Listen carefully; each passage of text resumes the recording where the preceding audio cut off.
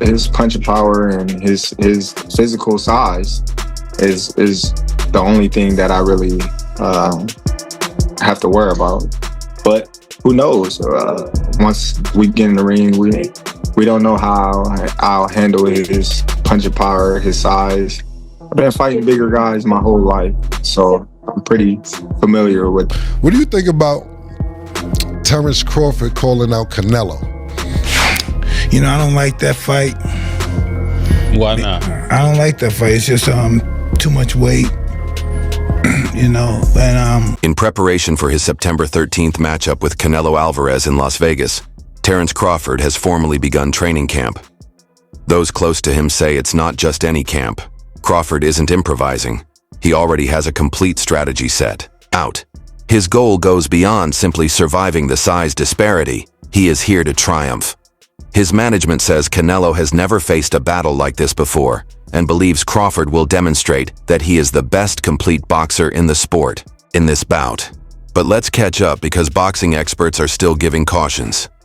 Crawford is going to fight Canelo because even if I have some doubts and misgivings about the size matchup, it is two action fighters who like to fight aggressively at times, not all the times, going against each other, and we'll see who can open the other person's tuna can, so to speak.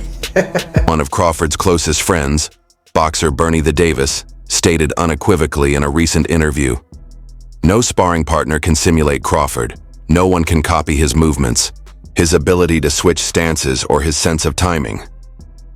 Davis is not referring to the usual fight hype. He is confident because he has observed Crawford's inner workings and believes that Canelo cannot adequately prepare for Crawford's style. Big dudes all my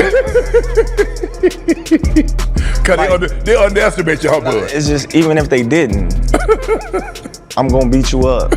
You know, I can fight. Right. You know, so if you watch, like, all these dudes bigger than me. Yeah. You know, like, I don't care, but I'm gonna find a way to win, no matter what. In September, are you gonna pull this? I shook up the world. I told you. I told you. I told you. I told you. I told you. Definitely. That's definitely gonna. Won't be a slugfest. Crawford's strategy depends on managing tempo and space. He is aware that facing Canelo head-to-head would be a bad idea. Crawford is focused on maintaining his mobility, employing angles and feints, and keeping Canelo off guard instead. He does stance changes because it disrupts fighters' rhythm, not just to show off. Canelo requires his opponents in front of him to remain motionless long enough for him to plant and throw because he feeds on rhythm. I think he's gonna cook him. I think, you know, Canelo a hell of a fighter, but I think Bud just got all the tools to beat him. Yeah. You don't think the weight difference is gonna be too big of an advantage? I think y'all make that something, you know, in certain fights, boxing makes it something, not us. like if this was like a Benavidez, he's actually a lot bigger than Bud, so that would like apply. But I feel like with Canelo, he's like physically kind of big, but like height-wise, he's kind of small. So I don't think so, no. Crawford's camp insists he isn't just looking to edge out a decision against Canelo. While some fans and analysts expect him to adopt a Floyd Mayweather-style approach, using movement, counterpunching, and frustrating Canelo over 12 rounds, those close to Crawford say he's aiming for more. They believe he plans to win clearly, round by round, using skills even Mayweather didn't need in his 2013 victory. However, skepticism remains. Critics highlight the significant size difference. Canelo has fought comfortably at 168 pounds for years, whereas Crawford is jumping up from 147. Despite Crawford's recent streak of knockouts, this presents a very different challenge.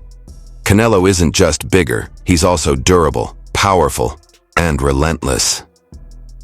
Some wonder whether Crawford's speed and precision will be enough to overcome Canelo's strength and pressure. While Crawford's confidence is clear, the question remains whether skill can outweigh size at this level of elite competition. Tell boxing casuals, the sport is called boxing, not knockout.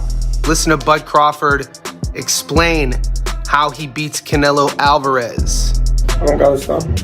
I just gotta beat him. I'm not going in there looking to knock Canelo out. Could it happen? Yes, absolutely. You know, when I look at Canelo, he's a smaller, bigger guy moving up in divisions. You know, being that these big guys are slower. In an interview with Fight Hub TV, trainer Stephen Bredman Edwards discussed Crawford's dangers as well as why he believes people underestimate him. Crawford's timing is unique, according to Edwards, and his layoff won't harm him in the least. When asked if Canelo could get wounded, Edwards was direct. Anyone can be hurt. He also noted that Crawford never appears rusty, regardless of how long he is out of the ring, which is uncommon. He mentioned fighters with chins like Duran and Holyfield, who were finally clipped. When it's timed well, it only takes one clean shot. Crawford, he claimed, had that kind of timing. Canelo got a great chin, though, but anybody could be hurt on any given night. Don't ever think a guy can't be hurt, man. Ever think some of the best chins I've ever seen have been clipped. Holyfield, Duran, you know, anybody can be clipped, man. Anybody could get hurt, anybody could go down. It can happen to anybody. Don't ever believe that. What do you think about the layoff? Crawford? Yeah. You know, it's always affected. It's always affected, but every time he lays off, he never looks rusty. Stays in the gym. Yeah, it's kind of, he's one of them guys that never look rusty. So I don't really, it applies to a lot of fighters, but he defies the logic behind that because he don't look rusty with his layoffs. What makes him so special? Oh man, I don't think you got me. Pacquiao also offered his opinion. Initially dismissing the bout with the remark, "Good for Canelo," he gave Crawford a straightforward piece of advice when he was pressed. Rely on speed and style. Pacquiao has experience fighting larger men. He has defeated opponents who were significantly heavier than him by keeping them from setting up shop. Crawford's finest shot, in his opinion, is the same make it a chess game, not a fight. By not exchanging, planting, standing still, and keeping your hands moving. Crawford's moving up like 20 pounds. What do you think? Good. Good for Canelo. Good for Canelo?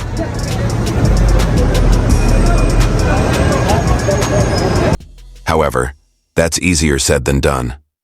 Canelo's poise is his greatest asset. At the moment, he doesn't panic because he's been in more than 60 fights. Judges recognize that he still throws the harder, cleaner blows, even though his output has decreased considerably in recent fights. He's winning even when he's not throwing in volume, rounds by delivering a solid uppercut or one or two body. Close in Crawford's group is aware of this and is making plans accordingly. Crawford must land cleaner more frequently and stay out of range. He cannot allow Canelo's big moments to influence the judges or the audience when he counters. I'm going with Terence Crawford, you know, big weight jump, a dangerous fight, but somebody's got to prove to me that they can break Terence Crawford's will and that he can't figure it out against you. You know, it ain't no disrespect toward Canelo, but I've said this the last couple of years. I have not been against Terence Crawford against nobody right now. You got to show me that you can beat. None of that matters to Julio Cesar Chavez Sr., who thinks this fight is a mismatch. He has stated unequivocally that he believes Canelo will defeat Crawford in 6 or 7 rounds. He believes that size is more important than competence or intelligence.